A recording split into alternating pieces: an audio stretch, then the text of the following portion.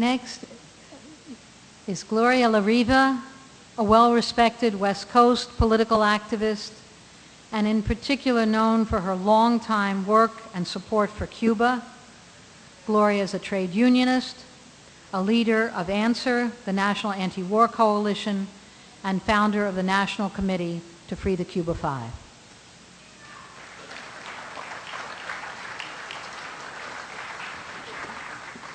Sisters and brothers, I flew from San Francisco because there's no way I would miss honoring Ramsey Clark. I want to speak very quickly because we don't have much time, but I've had a great privilege and honor of being with Ramsey on various trips where he took the struggle of the people, where he went to find the truth about what U.S. imperialism is doing to others and bring it back to the United States to fight for justice. In 1994, right after the uprising of the Zapatistas, on January 1st, we flew to Mexico, Brian Becker, myself, Teresa Gutierrez, and a small delegation with Ramsey. And in Mexico, there was an understanding, the media was saying, of course, the cause of the Zapatistas, the poverty, the NAFTA agreement that's taken place. But there was a great fear among people to talk about the armed struggle, of the struggle that made the cause of the Zapatistas be known. And after a few days of fact-finding and going through Chiapas and seeing the blood still of the men who had been massacred by the army, Ramsey held a press conference at the hotel in San Cristobal de las Casas, and there were 700 journalists there, most from Mexico. And I remember as he was speaking, and he said this was a shot heard around the world for indigenous people. And he also spoke about their struggle being justified. What they did in taking up arms was justified. And journalists from Mexico behind the camera were thumbs up because he finally broke the ice and told the truth. He did that in Panama when the Pentagon said a few hundred people had been killed, and he went down there and went to the morgues and reported back that thousands had been killed. He went to Iraq. I don't know how many people know that in the bombing that took place, the 43 days of bombing, 78 days was Yugoslavia. He took a car, strapped it with gasoline tanks to be able to go through the country. He rode 2,000 miles through the heavy bombing to bring back the truth. And I remember he came to San Francisco 3 weeks after the war started to Third Baptist Church. It's a very famous church, and it was packed with 1,200 people, mostly from the African American community. And we showed the film that he had made, Nowhere to Hide. And, you know, a lot of people didn't know Ramsey. They saw this man, you know, they heard he'd been Attorney General. And he connected so beautifully with the community. He talked about the fame of the church, the history, how Paul Robeson had been there. And he had such a powerful standing ovation. He really, people left there loving Ramsey Clark and what he said. But a lot of people didn't know that much or support the issue of the struggle of the people of Yugoslavia and the NATO bombing of 1999. When we took $4 million of medicine to Iraq in 1998, I remember we were leaving there and we were all exhausted in Jordan as we were ready to fly back home. And Ramsey was up 2 hours later, ready to fly to Yugoslavia to meet with Milosevic. And then actually, like 48 hours later, he was in San Francisco for Leonard Peltier. That's Ramsey. He's been everywhere. And Ramsey asked me to go with him to make a video about Yugoslavia the first time, 5 days into the war, and I was so afraid. I got to tell you, I was frightened, and I thought, well, Ramsey, he's not afraid, but I am. And we were strapping ourselves into the seats, you know, in the plane going to Hungary, and I said, Ramsey, are you afraid? And he said, no. And all my fear went away. And then on the second trip, I went with Sarah Flounders. We had another small delegation, 55 days into the war when the destruction was even worse. And people loved Ramsey in Yugoslavia. The third time we went, Ramsey called me because it was when they were trying to kidnap Milosevic to take him to The Hague.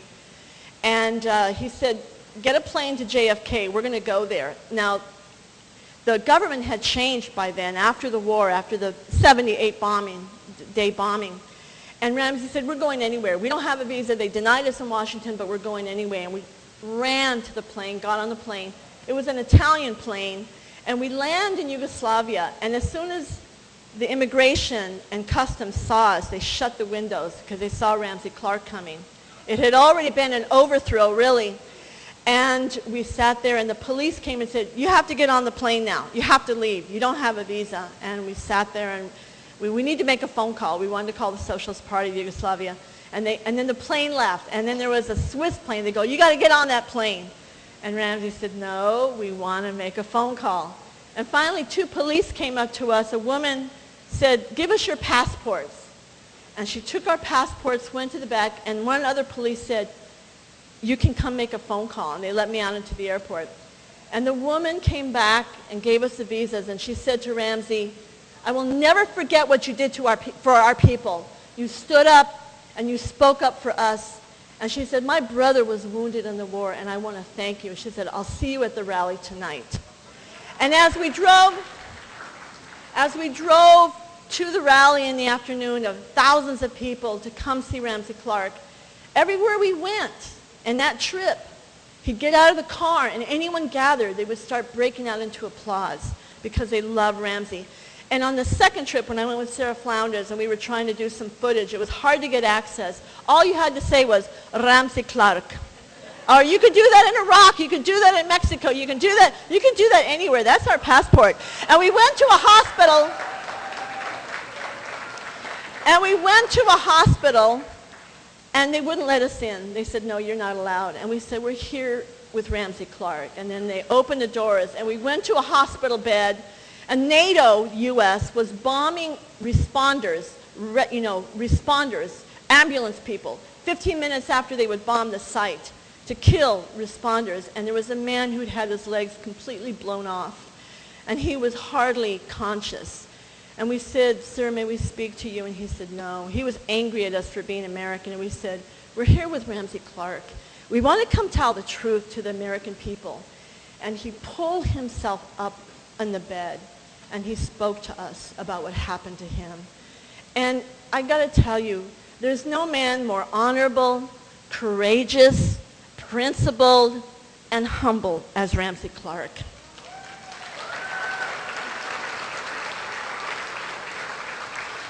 I got a lot of stories. I went to India to the World Social Forum, and at the workshop Ramsey was in, Winnie Mandela came. Just beautiful, just so regal walking in. And she said, I had to come see Ramsey Clark.